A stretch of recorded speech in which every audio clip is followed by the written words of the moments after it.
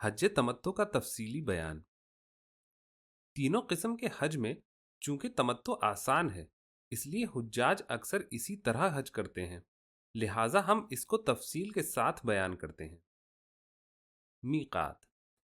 میقات اس جگہ کو کہتے ہیں کہ مکہ معظمہ جانے والے کے لیے وہاں سے احرام باندھنا ضروری ہے۔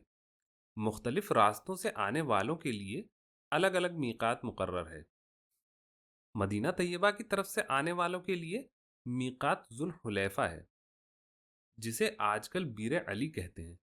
عراق کی طرف سے آنے والوں کی میقات ذات عرق ہے۔ شام اور مصر سے آنے والوں کی میقات جحفہ یا رابغ ہے۔ نجد والوں کی میقات قرن ہے اور اہل یمن کی میقات یلملم ہے۔ ہندوستان و پاکستان سے جانے والوں کی بھی میقات یلملم ہی ہے۔ بحری جہاز پر سفر کرنے والے حاجیوں کے لیے یلملم سے پہلے کوئی خاص عمل نہیں ہے۔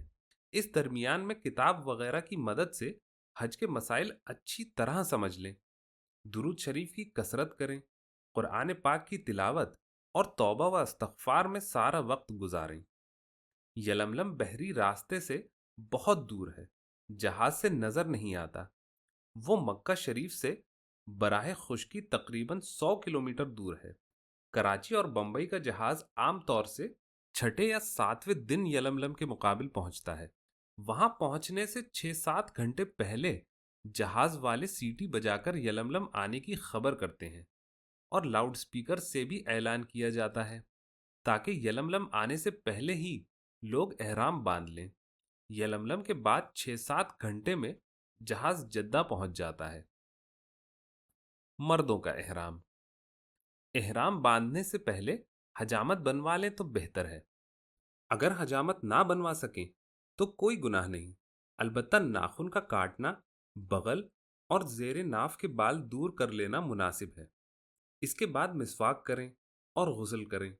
اگر غسل نہ کر سکیں تو وضو کر کے احرام باندھیں۔ سلے ہوئے کپڑے اور موزے اتار دیں۔ ایک سفید چادر بدن پر ڈال لیں اور ایک لنگی کے طور پر باندھ لیں۔ بعض لوگ اسی وقت سے چادر داہنے بغل کے نیچے کر کے دونوں پلو بائیں کندھے پر ڈال لیتے ہیں۔ یہ خلاف سنت ہے۔ احرام باندھ کر بدن اور کپڑوں پر خوشبو لگانا سنت ہے، لیکن احرام کے کپڑوں پر خوشبو کا داغ نہ لگے۔ پھر مکروہ وقت نہ ہو تو سر ڈھک کر احرام کی نیت سے 2 رکعت نماز نفل پڑھیں۔ پہلی رکعت میں سورہ فاتحہ کے بعد قل یا ایھا الکافرون اور دوسری رکعت میں قل ھو اللہ احد پڑھنا بہتر ہے۔ سلام پھیرنے کے بعد سر سے چادر ہٹا لیں اور اسی جگہ بیٹھے ہوئے اس طرح نیت کر لیں: اللہم انی ارید العمرۃ فیسر حالی وتقبلھا منی۔ اے اللہ، میں عمرے کی نیت کرتا ہوں، اس کو میرے لیے آسان کر دے اور اسے میری طرف سے قبول فرما۔ نیت کہتے ہیں دل کے ارادے کو، تو اگر کسی نے زبان سے کچھ نہ کہا اور دل ہی میں نیت کر لی تب بھی نیت پوری ہو جائے گی۔ جو شخص احرام باندھ لے نماز کی حالت میں بھی اس کا سر کھلا رہے گا، اس لیے کہ احرام کی حالت میں مردوں کو سر پر کپڑا رکھنا منع ہے۔ تلبیہ۔ نیت کے بعد درمیانی آواز سے اس طرح لبیک کہیں: لبیک اللہم لبیک، لبیک لا شریک لک لبیک، ان الحمد والنعمت لک والملک لا شریک لک۔ میں تیرے حضور حاضر ہوا، اے اللہ میں تیرے حضور حاضر ہوا، تیرے حضور حاضر ہوا، تیرا کوئی شریک نہیں، میں تیرے حضور حاضر ہوا، بے شک تعریف، نعمت اور ملک تیرے ہی لیے ہے، تیرا کوئی شریک نہیں۔ لبیک 3 بار کہے، پھر درود شریف پڑھے، اس کے بعد یہ دعا مانگے: اللہم انی اسألک رضاک والجنت واعوذ بک من غضبک والنار۔ اے اللہ، میں تیری رضا اور جنت کا طالب ہوں اور تیرے غضب اور جہنم سے تیری ہی پناہ مانگتا ہوں۔ جو شخص مدینہ طیبہ پہلے جانا چاہتا ہے اسے یلملم سے احرام باندھنے کی ضرورت نہیں۔ وہ مدینہ طیبہ کی میقات بیر علی سے احرام باندھے، اور آج کل لوگ مدینہ طیبہ ہی سے احرام باندھ لیتے ہیں، اس لیے کہ بس والے عموماً بیر علی پر ٹھہرتے نہیں، اور جو شخص ہوائی جہاز سے سفر کرے اس کے لیے بہتر یہ ہے کہ ہوائی اڈے پر جانے سے پہلے احرام باندھ لے، اس لیے کہ درمیان میں اسے مسنون طریقے پر احرام باندھنے کا موقع نہیں مل سکے گا۔ لبیک کے مسائل۔ احرام کے لیے ایک مرتبہ زبان سے لبیک کہنا ضروری ہے۔ اگر اس کی جگہ سبحان اللہ یا الحمد للہ یا لا الہ الا اللہ جیسے کلمات کہا اور احرام کی نیت کر لی تو بھی احرام ہو جائے گا، مگر سنت لبیک ہی کہنا ہے۔ احرام کے لیے لبیک کہنے میں نیت شرط ہے، یعنی اگر بغیر نیت لبیک کہا تو احرام نہ ہوا۔ یوں تو تنہا نیت بھی کافی نہیں جب تک کہ لبیک یا اس کے قائم مقام کوئی اور چیز نہ ہو۔ ہر فرض نماز کے بعد لبیک کہیں، اور چلتے پھرتے اٹھتے بیٹھتے لوگوں سے ملاقات کے وقت باوضو اور بے وضو درمیانی آواز سے لبیک کہتے رہیں، اور جب شروع کریں تو 3 بار کہیں۔ لبیک کے جو الفاظ مذکور ہوئے ان میں کمی نہ کریں، اور جو شخص لبیک کہہ رہا ہے اس حالت میں اس کو سلام نہ کریں۔ عورتوں کا احرام۔ عورتیں بھی احرام کے لیے مسواک اور غسل کریں۔ حیض و نفاس والی عورتیں بھی غسل کریں۔ اگر کسی وجہ سے غسل نہ کر سکیں تو وضو کریں۔ عورتوں کا احرام ان کے سلے ہوئے کپڑے ہیں۔ حیض و نفاس والی نہ ہوں تو مذکورہ بالا طریقہ پر 2 رکعت نماز نفل پڑھ کر عمرے کی نیت کر لیں اور لبیک کہہ کر دعا پڑھ لیں، مگر عورتیں اتنی دھیمی آواز سے لبیک کہیں کہ خود سنیں لیکن غیر محرم نہ سنیں، اور حیض و نفاس والی ہوں تو نماز نہ پڑھیں۔ عورت کو حالت احرام میں سر چھپانا جائز ہے، بلکہ غیر محرم کے سامنے اور نماز میں فرض ہے، اور سر پر کپڑے کی گٹھری بھی رکھنا جائز ہے، اور چہرے پر کپڑا ڈالنا حرام ہے۔ لیکن چونکہ نامحرم کے سامنے بے پردہ ہونا جائز نہیں، اس لیے پیشانی پر چھجا جیسی کوئی چیز باندھ کر اس پر نقاب اس طرح ڈالے کہ چہرے کے کسی حصے کو نہ لگے، اور چہرے پر چٹائی یا پنکھا اس طرح ڈالنا کہ چہرے کو لگے منع ہے۔ البتہ دستانے، موزے اور سلے ہوئے کپڑے پہننا عورتوں کو جائز ہیں، اور ان کے لیے احرام کے دوسرے مسائل مردوں کے مثل ہیں۔ بچوں کا احرام۔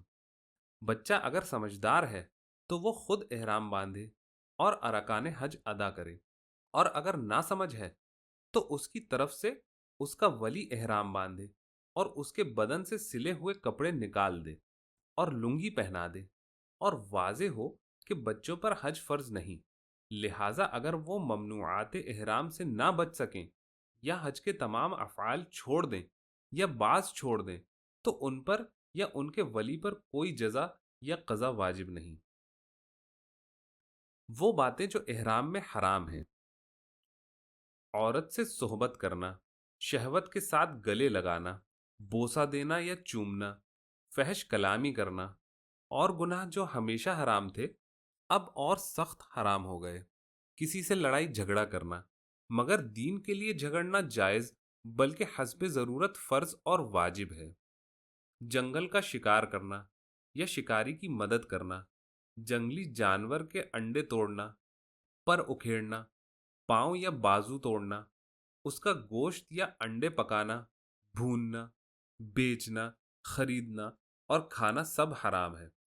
کسی کا سر منڈانا، اپنا یا دوسرے کا ناخن کاٹنا یا دوسرے سے اپنا کٹوانا، سر سے پاؤں تک کہیں سے کوئی بال کسی طرح جدا کرنا، منہ یا سر کسی کپڑے وغیرہ سے چھپانا، کپڑے کی گٹھری سر پر رکھنا، ہاتھ پیر کے موزے اور کسی قسم کے سلے ہوئے کپڑے پہننا، سر پر عمامہ باندھنا، ایسے جوتے پہننا جس سے درمیانے قدم کی ابھری ہوئی ہڈی چھپ جائے، خالص خوشبو، مشک، زعفران، جاوتری، لونگ، الائچی، دارچینی اور زنجیل وغیرہ کھانا، عطر اور خوشبودار تیل لگانا، زیتون یا تل کا تیل اگرچہ بے خوشبو ہو بدن یا بال میں لگانا، جو مارنا یا پھینکنا، یہ ساری چیزیں حالت احرام میں حرام ہیں۔ احرام کے مکروہات: بدن سے میل دور کرنا، بال یا بدن صابن وغیرہ بے خوشبو کی چیز سے دھونا، کنگھی کرنا، اس طرح کھجانا کہ بال ٹوٹنے یا جو گرنے کا اندیشہ ہو، خوشبودار ڈینٹل کریم یا پاؤڈر استعمال کرنا، یا خوشبودار میوہ کھانا اور قصدن خوشبو سونگھنا، اگرچہ خوشبودار پھل یا پتا ہو جیسے لیمن، نارنگی اور پودینہ وغیرہ۔ غلاف کعبہ کے اندر اس طرح داخل ہونا کہ غلاف شریف سر یا منہ سے لگے، ناک وغیرہ منہ کا کوئی حصہ کپڑے سے چھپانا، رفو کیا ہوا یا پیوند لگا ہوا کپڑا پہننا، تکیے پر منہ رکھ کر اوندھا لیٹنا، بازو یا گلے پر تعویذ باندھنا اگرچہ بے سلے ہوئے کپڑے میں ہو، سر اور چہرے کے علاوہ بدن کے کسی حصے پر بلا عذر پٹی باندھنا، سنگار کرنا، گردن میں چادر لپیٹ کر گرہ دینا، چادر یا لنگی کے ایک سرے کو دوسرے سرے سے ملا کر سوئی یا پن سے باندھنا یا گرہ دینا اور لنگی باندھ کر کمر پٹا وغیرہ سے کسنا، یہ ساری باتیں حالت احرام میں مکروہ ہیں۔ احرام کے مباحات: چادر کے آنچلوں کو لنگی میں کھوسنا، پیسے کی حفاظت کے لیے لنگی پر کمر پٹا یا ہمیانی باندھنا، ہتھیار باندھنا، بے میل چھڑائے غسل کرنا، غوطہ لگانا، کپڑے دھونا جبکہ جو مارنے کی غرض سے نہ ہو، مسواک کرنا، کسی چیز کے سائے میں بیٹھنا، چھتری لگانا، انگوٹھی پہننا، بے خوشبو کا سرما لگانا، دانت اکھاڑنا، ٹوٹے ہوئے ناخن کو جدا کرنا، پھنسی توڑ دینا، ختنہ کرنا، آنکھ میں جو بال نکلے اسے جدا کرنا، سر یا بدن اس طرح کھجانا کہ بال نہ ٹوٹے، احرام سے پہلے جو خوشبو لگائی اس کا لگا رہنا، پالتو جانور اونٹ، بکری اور مرغی وغیرہ ذبح کرنا، پکانا، کھانا اور اس کا دودھ دوہنا، اس کے انڈے توڑنا، بھوننا اور کھانا سب جائز ہے۔ کھانے کے لیے مچھلی کا شکار کرنا اور دوا کے لیے کسی دریائی جانور کو مارنا جائز ہے۔ اگر دوا یا غذا کے لیے نہ ہو، صرف تفریح کے لیے ہو، تو دریا کا شکار ہو یا جنگل کا، ہمیشہ حرام ہے۔ اب احرام کی حالت میں اور سخت حرام ہو گیا۔ چیل، کوا، چوہا، گرگٹ، چھپکلی، سانپ، بچھو، کھٹمل، مچھر، پسو اور مکھی وغیرہ خبیث و موذی جانوروں کو مارنا اگرچہ حرم میں ہو جائز ہے۔ منہ اور سر کے علاوہ کسی اور جگہ زخم پر پٹی باندھنا، سر یا گال کے نیچے تکیا رکھنا، سر یا ناک پر اپنا یا دوسرے کا ہاتھ رکھنا، کپڑے سے کان اور گردن چھپانا، سر پر سینی یا بوری اٹھانا، گھی، چربی اور کڑوا تیل یا ناریل یا بادام اور کدو کا ہوکا تیل کہ بسایا نہ ہو بال یا بدن میں لگانا، ایسا جوتا پہننا جو درمیانے قدم کی ابری ہوئی ہڈی کو نہ چھپائے، بغیر سلے ہوئے کپڑے میں لپیٹ کر تعویذ گلے میں ڈالنا، آئینہ دیکھنا اور نکاح کرنا، یہ ساری چیزیں حالت احرام میں جائز ہیں۔ جدہ کا مختصر تعارف: جدہ ایک بہت بڑا شہر ہے۔ حضرت عثمان غنی رضی اللہ تعالی عنہ نے اپنے زمانہ خلافت میں اسے بندرگاہ کی حیثیت سے پسند فرمایا تھا، جس کی آبادی آج تقریباً 1 لاکھ ہے۔ عمدہ سڑکیں بنی ہوئی ہیں، تقریباً 4000 مکانات 2 منزلہ سے لے کر 27 منزلہ تک بنے ہوئے ہیں، 4-5 ہزار دکانیں، کئی سرکاری اسپتال اور تقریباً 400 ریسٹورنٹ موجود ہیں۔ یہاں پر ہندوستان، پاکستان، عراق، مصر، انڈونیشیا، جاپان، فرانس، برطانیہ اور امریکہ وغیرہ چھوٹے بڑے 70 ملکوں کے سفارت خانے موجود ہیں، جن کو اب سعودی حکام نے دارالسلطنت ریاض میں منتقل کر دینے کا فیصلہ کیا ہے۔ جدہ میں میٹھا پانی افراط ہے۔ وادی فاطمہ سے جہاں میٹھے پانی کے چشمے کثیر تعداد میں ہیں، پائپ لائن کے ذریعے جدہ میں پانی پہنچانے کی سہولت ہو گئی ہے، اور سمندر کے پانی کو بھی مشین کے ذریعے کافی مقدار میں میٹھا بنایا جاتا ہے۔ جدہ سے کچھ فاصلے پر پانی کا ایک مخزن تیار کیا گیا ہے، جس سے نلوں کے ذریعے دن رات مکانات میں بہت فراوانی کے ساتھ پانی پہنچایا جاتا ہے۔ جدہ سے مکہ معظمہ، مدینہ طیبہ اور طائف تک ڈائریکٹ ٹیلی فون لائن ہے، اور جدہ سے ہندوستان، پاکستان، مصر اور شام وغیرہ کے درمیان ریڈیو ٹیلی فون بھی قائم ہو چکا ہے۔ جدہ میں نہایت خوبصورت ہوائی اڈہ بنایا گیا ہے۔ یہاں دن رات دیس پردیس کے ہوائی جہاز کافی تعداد میں اترتے رہتے ہیں، اور موسم حج میں تو دنیا بھر کے آئے ہوئے مختلف ممالک کے ہوائی جہازوں سے آباد ہو جاتا ہے۔ ہندوستان سے بھی کافی تعداد میں حجاج کرام ہوائی جہازوں سے جانے لگے ہیں۔ کاروباری اور مصروف لوگوں کے لیے حج کی ادائیگی ہوائی سروس سے حل ہو گئی ہے۔ کنٹینیوس ہوائی جہاز بمبئی سے جدہ کہیں رکے بغیر 4-5 گھنٹے میں پہنچ جاتا ہے۔ ہوائی جہاز سے سفر کرنے میں زیادہ سے زیادہ کل 35 دن صرف ہوتے ہیں۔ جدہ میں ہوائی اڈے کے متصل ایک مدینۃ الحجاج یعنی حاجیوں کا مسافر خانہ تعمیر کیا گیا ہے، جس میں ہوائی جہاز کے حاجیوں کو بروقت ٹھہرایا جاتا ہے، اور ٹھہرنے کا کرایہ ٹکٹ کے ساتھ پہلے ہی وصول کر لیا جاتا ہے۔ پہلے جدہ کی بندرگاہ باقاعدہ نہ تھی، یعنی جہاز ساحل سے دور پانی میں لنگر انداز ہوتے تھے اور حجاج کشتی میں بیٹھ کر بندرگاہ آتے تھے، لیکن اب ایک شاندار اور وسیع گودی بنا دی گئی ہے۔ تمام جہاز اب اسی گودی پر لنگر انداز ہوتے ہیں، جس سے حجاج کرام کو ساحل پر اترنے میں بڑی سہولت ہوتی ہے۔ بحری جہاز کے حاجیوں کے آرام کے لیے ایک الگ مدینۃ الحجاج تیار کیا گیا ہے، جو وسیع کمپاؤنڈ میں بہت سے کمروں پر مشتمل ہے۔ اس میں جگہ جگہ پانی کے نل، غسل خانے اور پاخانے بنے ہوئے ہیں۔ کھانے پینے کی چیزیں، ہوٹلیں، سفارت خانوں کے دفاتر، بینک، نیز ہندوستان اور دوسرے ممالک کے شفا خانے اور ایک مسجد موجود ہے، یعنی حاجیوں کی ضروریات کی تمام چیزیں اسی کمپاؤنڈ میں موجود ہیں۔ انہیں اپنے کاموں کے لیے باہر جانے کی ضرورت نہیں۔ جدہ میں کوئی زیارت گاہ نہیں ہے۔ شہر کے باہر حضرت حوا رضی اللہ تعالی عنہا کے نام پر لوگوں نے ایک قبر بنا رکھی ہے، جو کئی 100 ہاتھ لمبی ہے۔ وہ بے اصل ہے، وہاں نہیں جانا چاہیے۔ جدہ میں آمد۔ جب جدہ کی گودی پر جہاز لنگر انداز ہوتا ہے تو حج کمیٹی کے عہدیداران بندرگاہ پر آتے ہیں اور لاؤڈ سپیکر کے ذریعے حاجیوں کو ضروری ہدایات دیتے ہیں۔ یہ پہلے بتایا جا چکا ہے کہ جدہ میں جہاز سے سامان کرین اور قلیوں کے ذریعے اتارا جاتا ہے۔ اترنے سے پہلے آپ اپنے بڑے بڑے سامان میدان میں ایک جگہ کر کے قلیوں کے حوالے کر دیں، اور چھوٹی چیزیں مثلاً ہینڈ بیگ اور بالٹی وغیرہ ساتھ لے کر اتریں۔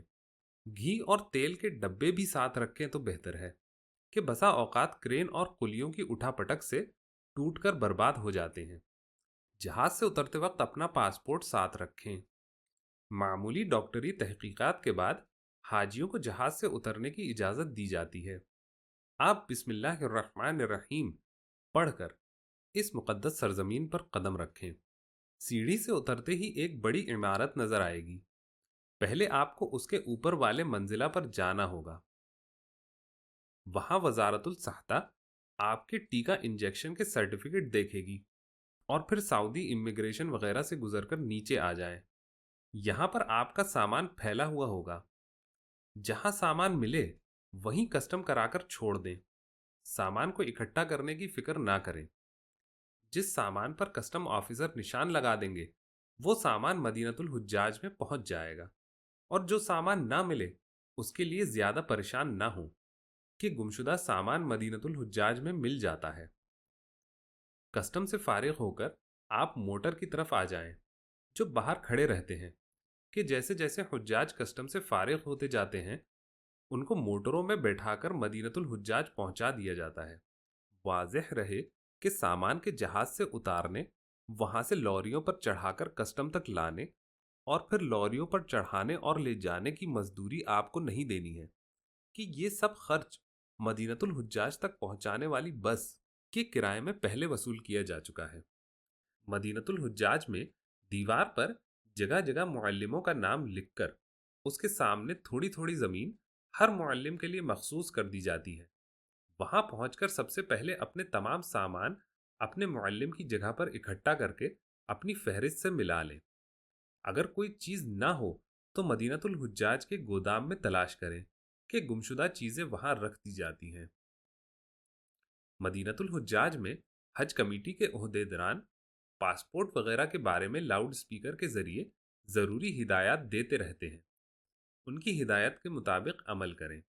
اب انشاءاللہ تعالی 24 گھنٹے کے اندر بس کا انتظام ہو جائے گا اور آپ بہت جلد مکہ معظمہ پہنچ جائیں گے۔ جدہ سے مکہ معظمہ۔ جدہ سے مکہ معظمہ 45 میل یعنی تقریباً 73 کلومیٹر پورب ہے۔ جدہ سے نکلنے کے بعد جب مکہ معظمہ تقریباً 22 کلومیٹر رہ جاتا ہے تو مقام حدیبیہ ملتا ہے۔ یہاں ٹھہر کر مکروہ وقت نہ ہو تو 2 رکعت نفل پڑھیں اور دعا کریں۔ یہ وہی مقام مبارک ہے کہ جہاں رسول کریم علیہ الصلاۃ والتسلیم نے ہجرت کے 6 سال مدینہ طیبہ سے 1500 جاباز صحابہ کے ساتھ عمرہ کی نیت سے مکہ معظمہ میں داخل ہونے سے پہلے قیام فرمایا تھا، جہاں حضور کے دست اقدس سے اس قدر پانی نکلا کہ اگر کئی لاکھ صحابہ آپ کے ہمراہ ہوتے تو وہ پانی سب کے لیے کافی ہوتا۔ اسی مقام پر ایک درخت کے نیچے صحابہ سے آپ نے بیعت لی، جسے بیعت رضوان کہتے ہیں، جس میں خدائے تعالی نے حضور کے ہاتھ کو اپنا ہاتھ فرمایا۔ اسی جگہ مشرکین مکہ کے ساتھ مصالحت ہوئی، جس پر سورہ فتح نازل ہوئی۔ اسی کو صلح حدیبیہ کہتے ہیں، اور یہیں سے حرم کی حد شروع ہو جاتی ہے۔ یہاں قریب میں 2 مینارے حرم کی حد کی نشانی کے طور پر بنے ہوئے ہیں۔ مکہ معظمہ کے ہر طرف اسی طرح حدیں مقرر ہیں۔ حرم کی قریب ترین حد تنعیم ہے، جو مسجد حرام سے تقریباً 5 کلومیٹر ہے، اور یمن و طائف اور جعرانہ کی سمت میں تقریباً 25 کلومیٹر تک حدود حرم ہے۔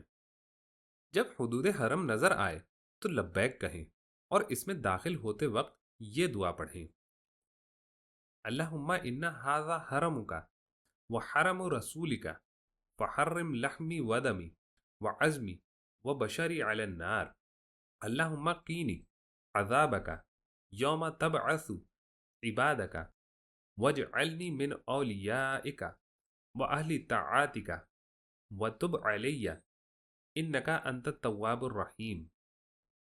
اے اللہ، یہ تیرا اور تیرے رسول کا حرم ہے، تو میرا گوشت، میرا خون، میری ہڈی اور میرا چمڑا جہنم کی آگ پر حرام فرما دے۔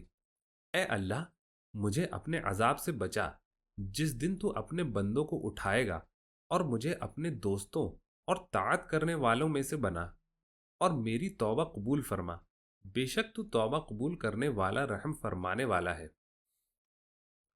حدود حرم کے اندر تر گھاس اکھاڑنا، خضر درخت کاٹنا اور وہاں کے وحشی جانوروں کو تکلیف دینا حرام ہے۔ مکہ معظمہ میں جنگلی کبوتر بکثرت ہر مکان میں رہتے ہیں۔ خبردار، انہیں ہرگز نہ اڑائیں، نہ ڈرائیں اور نہ کوئی ایذا پہنچائیں۔ کہا جاتا ہے کہ یہ کبوتر اس مبارک جوڑے کی نسل سے ہیں جس نے حضور سید عالم صلی اللہ تعالی علیہ وسلم کی ہجرت کے وقت غار ثور میں انڈے دیے تھے۔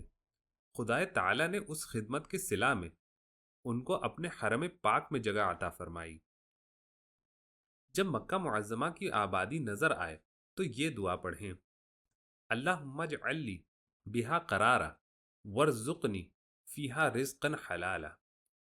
اے اللہ، تو مجھے اس میں قرار و سکون فرما اور مجھے اس میں حلال روزی دے۔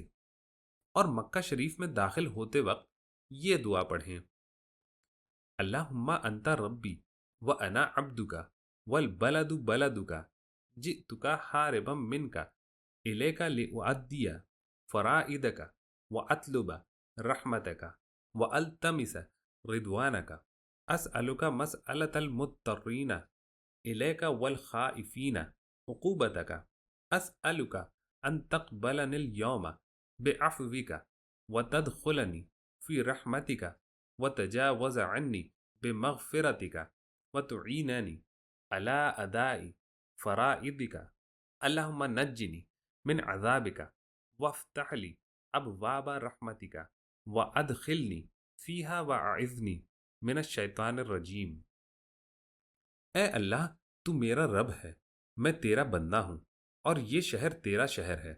میں تیرے پاس تیرے عذاب سے بھاگ کر حاضر ہوا تاکہ تیرے فرائض کو ادا کروں اور تیری رحمت کو طلب کروں اور تیری رضا کو تلاش کروں۔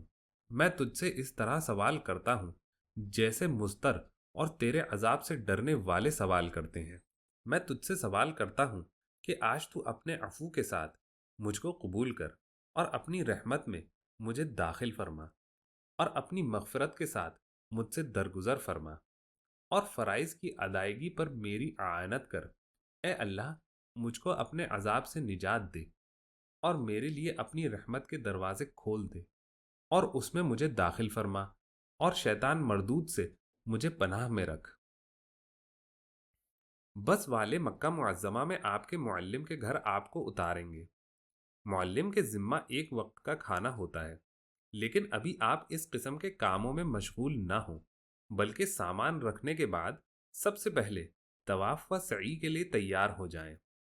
طواف و سعی کا طریقہ لکھنے سے پہلے ہم مسجد حرام اور مطاف و مسعی وغیرہ کے بارے میں تھوڑی معلومات پیش کرتے ہیں تاکہ بصیرت و کیفیت کے ساتھ ارکان ادا ہوں۔ مسجد حرام وغیرہ کا مختصر تعارف۔ مسجد حرام بیت اللہ شریف مسجد حرام کے بیچ میں واقع ہے۔ مسجد حرام ایک وسیع احاطہ ہے جس میں چاروں طرف سے وسیع دالان ہیں جو خوبصورت اور مضبوط ستونوں پر قائم ہیں۔ دالان کے بعد ہر طرف سے کھلا ہوا وسیع صحن ہے۔ اس کے بعد طواف کرنے کی جگہ ہے جس کے بیچ میں خانہ کعبہ کی عمارت ہے۔ دالان سے طواف کرنے کی جگہ تک جانے کے لیے تقریباً 6.5 فٹ چوڑی اور 1 فٹ اونچی پکی گزرگاہیں بنی ہوئی ہیں، اور ان راستوں کے بیچ میں جو خالی زمینیں ہیں ان میں کنکریاں بچھی ہیں۔ دالان دو طرح کے ہیں، ایک پرانی تعمیر جو صحن سے متصل ہے اور ایک منزلہ ہے، دوسری نئی تعمیر جو پرانی تعمیر سے پہلے ہے اور 7 منزلہ ہے۔ اس کا ایک طبقہ زمین دوز ہے، دوسرا طبقہ سڑک کے برابر، اور تیسرا بالائی منزلہ۔ پرانی اور نئی تعمیر کا مجموعی رقبہ 1,20,000 مربع میٹر ہے۔ اب مسجد حرام کے پورے احاطے میں 5 لاکھ آدمی بیک وقت نماز پڑھ سکتے ہیں۔ نئی تعمیر میں 7 مینارے بنائے گئے ہیں۔ ہر مینارہ کی بلندی 92 میٹر یعنی تقریباً 300 فٹ ہے۔ مطاف خانہ کعبہ کے ارد گرد جو طواف کرنے کی جگہ ہے اس کو مطاف کہتے ہیں۔ یہ سفید سنگ مرمر کا بنا ہوا ہے جو سورج کی تپش سے گرم نہیں ہوتا۔ حضور صلی اللہ تعالی علیہ وسلم کے ظاہری زمانے میں مسجد حرام اسی قدر تھی۔ باب السلام باب السلام اس دروازے کو کہتے ہیں جہاں سے عہد نبوی میں لوگ مسجد حرام میں داخل ہوتے تھے۔ اب باب السلام کسی دروازے کی صورت میں نہیں ہے، البتہ اس جگہ پر سنگ مرمر کی کالی لکیر کھینچ دی گئی ہے۔ عمرہ کے طواف کے لیے اسی جگہ سے مطاف میں داخل ہونا افضل ہے۔ موجودہ وقت میں باب السلام کے نام سے جو دروازہ ہے وہ قدیم باب السلام کے مقابل ہے۔ مقام ابراہیم دروازہ کعبہ کے سامنے ایک قبہ میں پتھر رکھا ہوا ہے، اسے مقام ابراہیم کہتے ہیں۔ حضرت ابراہیم علیہ السلام نے اسی پتھر پر کھڑے ہو کر خانہ کعبہ کی تعمیر کی تھی۔ جب دیواریں اونچی ہونے لگیں تو حضرت جبریل علیہ السلام خدا تعالیٰ کے حکم سے یہ پتھر جنت سے لائے۔ جیسے جیسے دیواریں اونچی ہوتی جاتی تھیں یہ پتھر بھی اونچا ہوتا جاتا تھا۔ اس طرح اس پتھر پر حضرت ابراہیم علیہ السلام کے مبارک قدم کے نشان پیدا ہو گئے جو اب تک موجود ہیں۔ قرآن کریم میں مقام ابراہیم کا ذکر 2 جگہ آیا ہے۔ ایک وَاتَّخِذُوا مِن مَّقَامِ إِبْرَاهِيمَ مُصَلًّى، 2 فِيهِ آيَاتٌ بَيِّنَاتٌ مَّقَامُ إِبْرَاهِيمَ۔ زمزم مقام ابراہیم سے متصل دکن جانب زمزم کا کنواں واقع ہے۔ مقام ابراہیم کی طرح زمزم بھی مطاف میں تھا۔ بھیڑ کی وجہ سے چند سال پہلے اسے نچلے حصے میں لے جایا گیا ہے۔ الیکٹرک کے ذریعے اس کا پانی کھینچ کر باہر بنے ہوئے نلوں میں پہنچایا جاتا ہے، جس سے آب زمزم کے حصول میں بڑی سہولت پیدا ہو گئی ہے۔ حدیث شریف میں آب زمزم کی بڑی فضیلت آئی ہے۔ حضور سید عالم صلی اللہ تعالی علیہ وسلم نے فرمایا ہے کہ زمزم کا پانی جس نیت سے پیا جائے وہی فائدہ حاصل ہوتا ہے، اور ایک دوسری حدیث میں ہے کہ زمزم کا پانی خوراک ہے شکم سیری کے لیے اور شفا ہے بیماری کے لیے۔ چنانچہ ایک مصری ڈاکٹر کی تحقیقات کے روح سے آب زمزم میں مندرجہ ذیل معدنی اجزاء پائے جاتے ہیں جو طرح طرح کی بیماریوں کے لیے مفید ہیں: magnesium, sodium sulphate, sodium chloride, calcium carbonate, potassium nitrate, hydrogen اور گندھک۔ آب زمزم کے بارے میں تاریخی واقعہ یہ ہے کہ خدائے تعالیٰ کے حکم سے حضرت ابراہیم علیہ السلام اپنی بیوی حضرت ہاجرہ اور اپنے ننھے بیٹے حضرت اسماعیل علیہ السلام کو اس جگہ پر جہاں آج آب زمزم کا کنواں ہے چھوڑ کر چلے گئے۔ کھانے پینے کے لیے کچھ کھجوریں اور پانی دے گئے۔ اس وقت یہاں کوئی آبادی نہ تھی۔ جب پانی ختم ہو گیا اور پیاس کی شدت سے حضرت ہاجرہ رضی اللہ تعالی عنہا کا دودھ بھی خشک ہو گیا تو حضرت اسماعیل علیہ السلام تڑپ تڑپ کر ایڑیاں رگڑنے لگے۔ حضرت ہاجرہ رضی اللہ تعالی عنہا پانی کی تلاش میں صفا پہاڑ پر گئیں، پھر مروہ پہاڑ پر آئیں، اور جب دونوں پہاڑوں کے درمیان 7 چکر لگایا تو آخری چکر پر حضرت اسماعیل علیہ السلام کے پیر کے نیچے پانی کا چشمہ ابلتا ہوا دیکھا۔ حدیث شریف میں ہے کہ حضرت جبریل علیہ السلام نے اس جگہ پہنچ کر اپنی ایڑی ماری تو پانی کا چشمہ ابل پڑا۔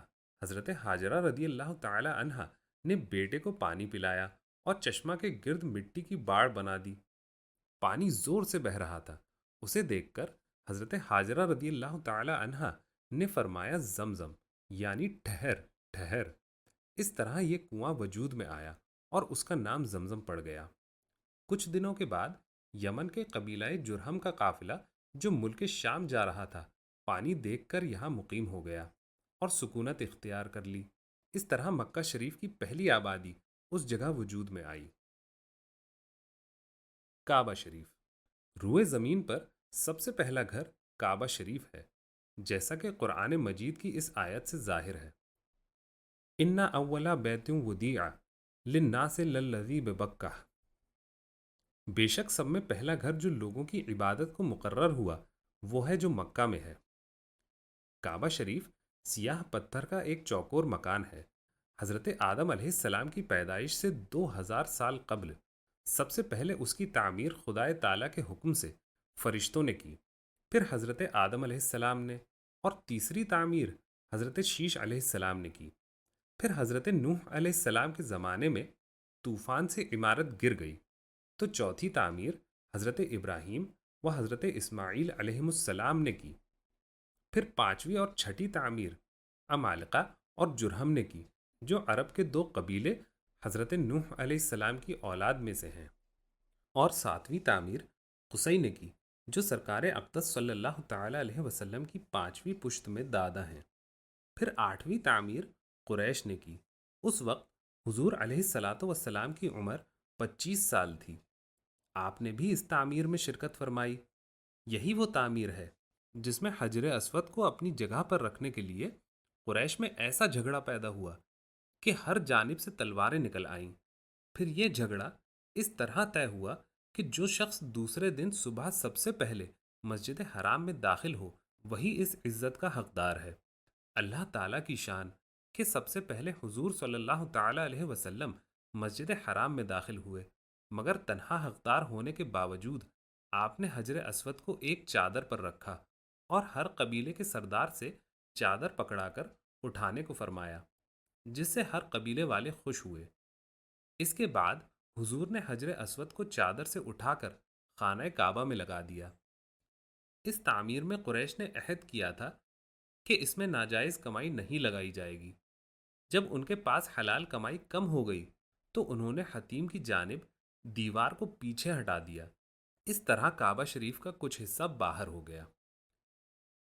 پھر جب 64 ہجری میں یزید کی فوج نے حضرت عبداللہ بن زبیر رضی اللہ تعالی عنہما پر مکہ شریف میں چڑھائی کی اور منجنیق سے پتھر برسا کر کعبہ شریف کی دیواروں کو شدید نقصان پہنچایا، اور اسی اثنا میں یزید کے مر جانے پر اس کی فوجیں وہاں سے واپس آ گئیں، تو حضرت عبداللہ بن زبیر رضی اللہ تعالی عنہما نے کعبہ شریف کو منہدم کر کے اسے حضرت ابراہیم علیہ السلام کی قائم کردہ بنیاد پر بنایا، یعنی حتیم کو کعبہ شریف کے اندر داخل کر لیا۔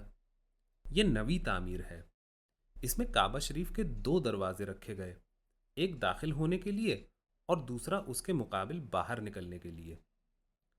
پھر سن 73 ہجری میں حجاج بن یوسف نے کعبہ شریف کو قریش کی بنیاد پر تعمیر کیا، یعنی حتیم کی جانب سے دیوار توڑ کر پیچھے ہٹا دی اور نکلنے کا دروازہ بند کر دیا۔ اس کے بعد کعبہ شریف میں کوئی تبدیلی نہیں ہوئی، البتہ ترک بادشاہ سلطان مراد نے اس کی مرمت میں شاندار حصہ لیا، اور موجودہ حکومت نے چند سال پہلے دیوار و چھت کی مرمت کی۔ کعبہ شریف کی لمبائی پورب سے پچھم تک 25 ہاتھ، عرض 20 ہاتھ اور بلندی 27 ہاتھ ہے۔ پوربی دیوار میں حجر اسود کے قریب کعبہ شریف کا دروازہ ہے، جو زمین سے تقریباً 7 فیٹ بلندی پر ہے۔ رکن، کعبہ شریف کے گوشہ یعنی کونا کو رکن کہتے ہیں۔ جنوب مغرب کا گوشہ جو یمن کی طرف ہے اسے رکن یمنی کہتے ہیں۔ شمال مغرب کا گوشہ جو ملک شام کی طرف ہے اسے رکن شامی کہتے ہیں۔ شمال مشرق کا گوشہ جو عراق کی طرف ہے اسے رکن عراقی کہتے ہیں، اور جنوبی مشرقی کونا جس میں حجر اسود ہے اسے رکن اسود کہتے ہیں۔ حجر اسود، یہ مبارک پتھر جنت کے یاقوتوں میں سے ایک یاقوت ہے، جو کعبہ شریف کی دیوار کے ایک کونے میں زمین سے 4 فٹ کے اوپر نصب ہے اور بیضوئی شکل میں چاندی کے حلقے سے گھرا ہوا ہے۔ حدیث شریف میں ہے کہ حجر اسود جب جنت سے دنیا میں لایا گیا تو دودھ سے زیادہ سفید تھا، پھر آدمیوں کے گناہوں کی وجہ سے کالا ہو گیا۔ اور ایک دوسری حدیث شریف میں ہے کہ سرکار اقدس صلی اللہ تعالی علیہ وسلم نے قسم کھا کر ارشاد فرمایا کہ حجر اسود کو اللہ تعالی قیامت کے دن ایسی حالت میں اٹھائے گا کہ اس کے 2 آنکھیں ہوں گی جن سے وہ دیکھے گا، اور زبان ہوگی جس سے وہ بولے گا، اور اس شخص کے بارے میں گواہی دے گا کہ جس نے اس کو حق کے ساتھ بوسہ دیا۔ حتیم، رکن شامی اور رکن عراقی کے درمیان مدینہ طیبہ کی جانب قوس کی شکل میں ایک جگہ ہے جو آمد و رفت کا راستہ چھوڑ کر سنگ مرمر کی تقریباً 5 فٹ بلند دیوار سے گھری ہوئی ہے۔ اس کے دیکھنے سے ایسا معلوم ہوتا ہے کہ گویا کعبہ شریف کی محراب مدینہ شریف کی طرف گر گئی ہے۔ اعلی حضرت امام احمد رضا بریلوی قدس سرہ العزیز فرماتے ہیں، جس کے سجدے کو محراب کعبہ جھکی، ان بھووں کی لطافت پہ لاکھوں سلام۔ حدیث شریف میں ہے کہ حضرت عائشہ صدیقہ رضی اللہ تعالی عنہا نے فرمایا کہ میرا دل چاہتا تھا کہ میں کعبہ شریف کے اندر جا کے نماز پڑھوں، تو حضور نے میرا ہاتھ پکڑ کر حتیم میں داخل کر دیا اور فرمایا جب تیرا دل کعبہ میں داخل ہونے کو چاہے تو یہاں آ کر نماز پڑھ لیا کر، کہ یہ کعبہ ہی کا ٹکڑا ہے۔ تیری قوم نے جب کعبہ کی تعمیر کی اس حصے کو خرچ کی کمی کے سبب کعبہ سے باہر کر دیا۔ میزاب رحمت، کعبہ شریف کی چھت میں اتر طرف ایک سونے کا پرنالہ ہے، اسے میزاب رحمت کہتے ہیں۔ جب بارش ہوتی ہے تو کعبہ شریف کی چھت کا پانی اسی پرنالے سے حتیم کے اندر گرتا ہے۔ حدیث شریف میں ہے کہ جو شخص میزاب رحمت کے نیچے دعا کرے اس کی دعا قبول ہوتی ہے۔ ملتزم، حجر اسود اور کعبہ شریف کے دروازے کے درمیان جو دیوار کا حصہ ہے اسے ملتزم کہتے ہیں۔ ملتزم کے معنی ہے لپٹنے کی جگہ۔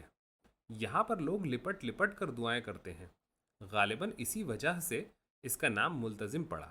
حدیث شریف میں ہے کہ ملتزم ایسی جگہ ہے جہاں دعا قبول ہوتی ہے، کسی بندے نے وہاں ایسی دعا نہیں کی جو قبول نہ ہوئی ہو۔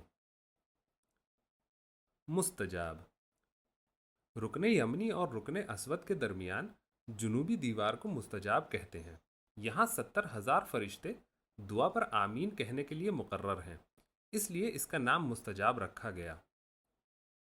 صفا کعبہ شریف کے دکن پورب کونے پر ایک چھوٹی پہاڑی ہے جہاں سے سعی شروع کی جاتی ہے۔ مروہ کعبہ شریف کے اتر پورب کونے پر ایک دوسری چھوٹی پہاڑی ہے جہاں سعی ختم کی جاتی ہے۔ صفا و مروہ کے درمیان تقریباً 2 فرالنگ کا لمبا راستہ ہے جو سنگ مرمر کے ستونوں اور دیواروں پر 2 منزلہ بنایا گیا ہے، اور زمین پر بھی سنگ مرمر بچھا دیا گیا ہے جس سے حجاج کو سعی میں بڑی سہولت ہو گئی ہے۔